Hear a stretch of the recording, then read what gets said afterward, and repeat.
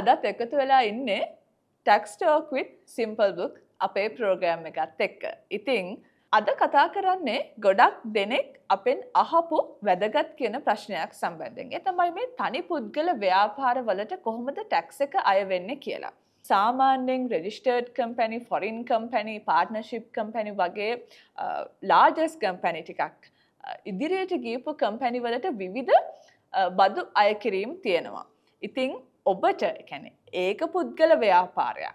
තනි පුද්ගල ව්‍යාපාරයක් කරන ඔබට අදාළ වෙන්නේ හැබැයි IIT එක. ඒ කියන්නේ individual income tax එක විතරයි. එකෙන් සරලවම අදහස් වෙන්නේ තනි පුද්ගල ව්‍යාපාරයක් කරන ඔබ තනි පුද්ගලයෙකු විදිහට තමයි ඔබේ ආදායම් බන්ධ කැල්කියුලේට් වෙන්නේ.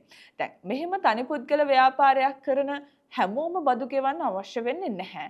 IIT එකට අදාළව thresholds තියෙනවානේ, ආදායම් සීමාවන් තියෙනවානේ. මේ දේවල් ඔබට බලපැවැත්වෙනවා. ඒ බලපැවැත්වෙන්නේ ඔබේ ව්‍යාපාරයේ තියෙන ආදායම. ඔබේ ව්‍යාපාරයේ තියෙන මාසික ආදායම 1,50,000කට වඩා වැඩි වෙනවා නම් ඊටත් අමතරව ඔබේ වාර්ෂික ආදායම 18,00,000කට වඩා වැඩි වෙනවා නම් තමයි ඔබ තනි පුද්ගලයෙක් විදිහට බදු ගෙවීමකට යටත් වෙන්නේ. දැන් මේකදී තව කාරණාවක් ඔබ පැහැදිලිව හඳුනාගෙන ඉන්න ඕන. ඒ තමයි දැන් මේ ආදායම කියලා ගන්න ඔබේ ප්‍රොෆිට් එක. ප්‍රොෆිට් එක කියන්නේ ඔබේ ලාභය විතරයි.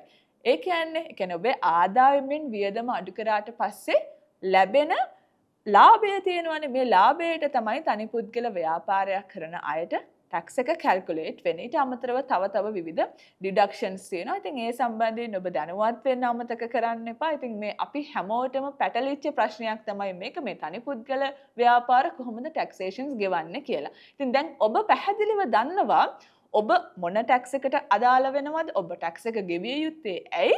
ඒ වගේම ගෙවන්න ඕන thresholds මොනවද කියන කාරණාව සම්බන්ධයෙන්. ඉතින් මේ වැදගත් වීඩියෝ එක ඔබට වගේම ඔබේ යහළුවන්ට, මිත්‍රයන්ට මේ හැමෝටම වැදගත් වේවි. ඉතින් ෂෙයා කරන්න අමතක කරන්න එපා. ඊට අමතරව තව දෙයක් කියන්න ඕන. දැන් මේ සම්බන්ධයෙන් තව ප්‍රශ්න හිම තියෙන්න පුළුවන් නේද? ගැටලු තියෙන්න පුළුවන්. ප්‍රශ්න ගැටලු වලට ඔබට විසඳුම් ලබා දෙන්න කෙනෙක් ඉන්නවා. ඒ තමයි Simple Books tax team එක.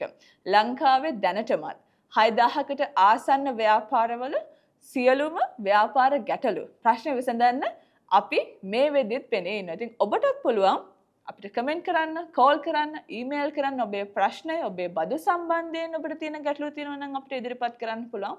අපි ඉන්නවා ඔබට අවශ්‍ය සියලුම බදු සේවාවන් සහ බදු උපදේශනයන් ලබා දෙන්න.